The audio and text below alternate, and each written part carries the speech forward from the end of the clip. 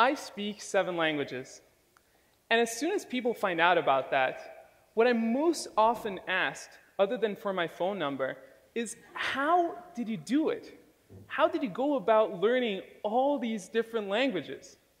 Well, today, I'm going to share with you some answers. So my phone number is 212. I'm just kidding. See, I was raised as a polyglot. And by the time I turned 18, I could speak already 4 different languages. And then, for the subsequent 3 years, I learned 3 additional languages. And it's about those 3 years that I want to talk about. Because my language acquisition process was very different from that of my peers. In that it was never this stressful, strenuous, difficult, seemingly impossible task, but rather something enjoyable, fun, exciting. I loved it, every single moment of it. And I want to share with you what was it that made it so special? See, I did have a head start in that I did have these 4 languages that I spoke ahead of time. But there were also these 5 techniques, 5 skills, if you will, that I used that made the language learning process so much easier. And it's about those 5 techniques that I want to talk about. So let's dig right in. And for the first one, the first thing that we've got to do is to take a very deep breath. And relax. And the reason for this is because our entire lives, we're taught how to do things right. From the moment we're born, we're taught what things we should do, what things we shouldn't do, and how to do things properly. Well, when it comes to language learning, the golden rule of language learning, the most important thing is to get things wrong, to make mistakes. And that is the first rule. Let me explain to you why. See, when we know languages, we know a whole collection of sounds and a whole collection of structures, which combined make what I like to call, and for the purpose of this presentation, our language database.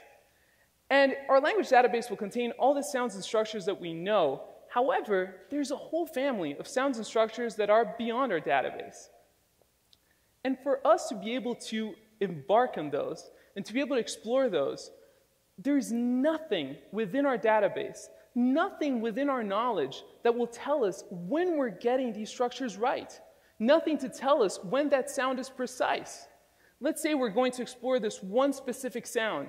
There is nothing in our database. When we're saying it, we could say it perfectly, but in our minds, it will sound like a mistake.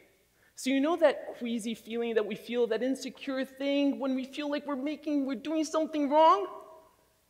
That is the trigger that you need to look for, because that is a signal that tells you that you're going beyond your database and that you're allowing yourself to explore the realm of a new language. Let me show you how this works in practice. So let's say we're going to go and learn the word door in Spanish. So the word door in Spanish is puerta.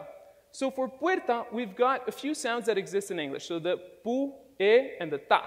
However, when it comes to the r, that sound is not in our database. The rrr, the rolled r, does not exist in the English sound database. And it's a little bit on the outside. So if we allowed ourselves to bridge through our database and to really break through and to make the mistake, we could make sounds like the rrr. But instead, what sometimes happens is that we get the closest relative of it that is within the database, and that is the r sound. And that r sound makes something that sounds like puerta, which doesn't mean a thing in Spanish. It actually doesn't sound too charming, and it doesn't tell you too much. So for the first technique, allow yourself to make that mistake so that sounds like puerta can come out. And now let's go to the second one. For the second one, I'm going to need some of your collaboration. We are going to read these 4 beautiful words, and on the count of 3. So let's start with the first one. On the count of 3. 1, 2, 3. Mao, perfect. The second one. 1, 2, 3. Perfect. Third one. 1, 2, 3. Perfect. And the third one, the fourth one. 1, 2, 3. Let me show you what happened when we did this. We get these 4 words, and we put them through a sort of American English filter, and we get something that looks kind of like this. And I'll tell you the results of that. So for the first one, mão, which means hand in Portuguese, we put it through the filter, we get mau. For the second one, we get coco, which is coconut in Portuguese, or coco, which means poop. We put it through the filter and we get a warm cup of cocoa. And for the fourth one, we have huo, which means fire in Chinese. And we get, if you're feeling really creative, maybe a dude doing karate. But anyways, they don't tell you much about how these things are pronounced. And if you think it's only one way, only if you're going from English to a different language, think about non-native speakers and try to explain to them that this is pronounced though, and that this is pronounced thought, and that even though they look almost identical, they have nothing to do with one another. Or try to explain to them that this is enough and that this is just simply wrong. See, there is nothing useful about using that foreign alphabet when you're trying to learn the language. Why? Because it will give you wrong signals. So what is the second technique? Scrap it. Scrap the foreign alphabet. Let me give you an alternative of how you can go about this. This is a Brazilian currency, and it's spelled like this. So on the count of 3, can we all say the name of this currency? 1, 2, 3. Yeah. We have some people who know the spelling. Yeah, real for the most part. And as useful as this might seem, it doesn't tell you a single thing. And when you're speaking Portuguese, real means nothing. Let me give you an alternative. See, in Portuguese, the way that you say real is real. So let me teach you how to say it. So on the count of 3, let's say he. So it's he, but without the e sound. So 1, 2, 3, he. Perfect. And now let's say ow. It's like ouch, but without the ch sound. So it's ow. 1, 2, 3. Perfect. So he, ow. He, ow. He, ow. Real. Real. Perfect. Now you all sound like passionate Brazilian capitalists. And so why would we go and use something that looks like this, that looks real, when instead you can use something that looks like this and gives you so much more information about how to say something in a foreign language? And that puts us in a really good spot, because at this point, we allowed ourselves to break through our database and to make mistakes, to go into that uncharted territory of a new language. And then we figured out how to take notation in a way that the information is actually meaningful. But then how can we test it? And that's where technique number 3 comes in. Technique number 3 is about finding a stickler.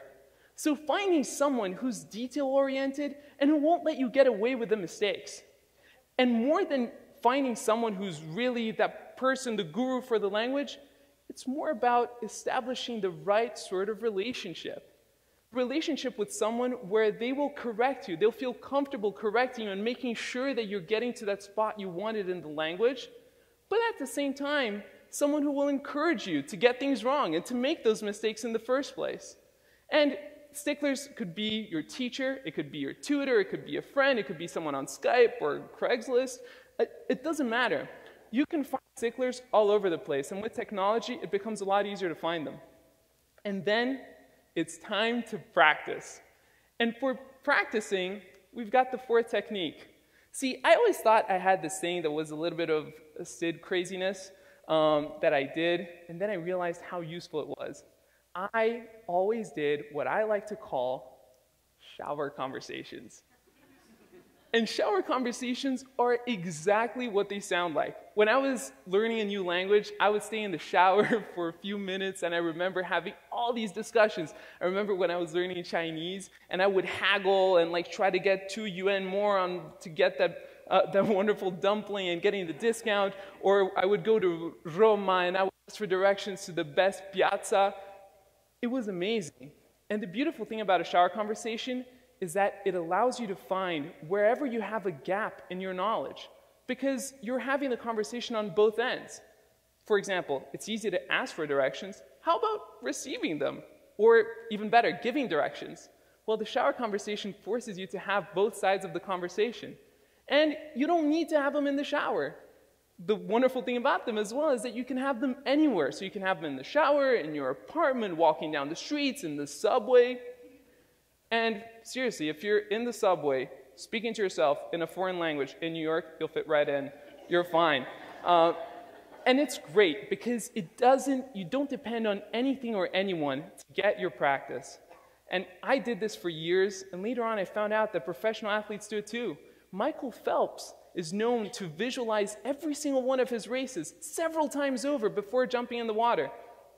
Worked great for him, and it works great for me too, so it would work for you as well.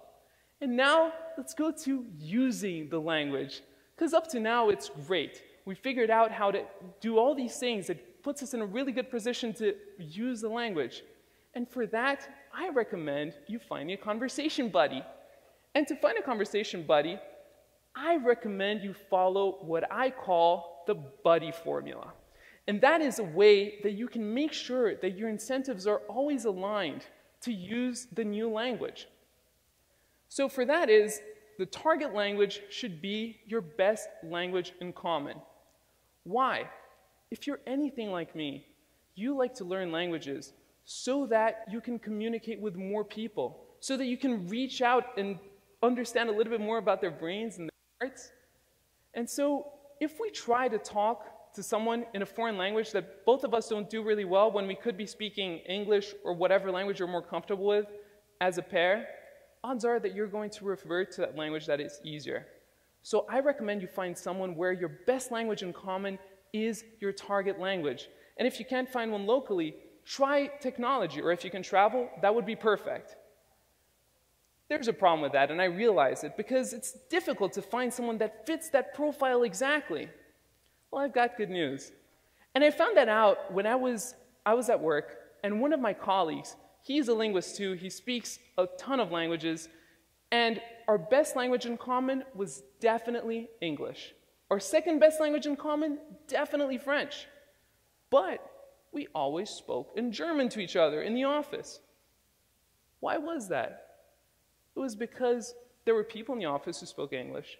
There were people in the office who spoke French. But we could talk about Friday and Saturday night in German, and nobody had any idea what we were talking about. So it can also be your best secret language in common. And it becomes such a convenient tool. You can have that with your friends, and you get a sense of privacy in public.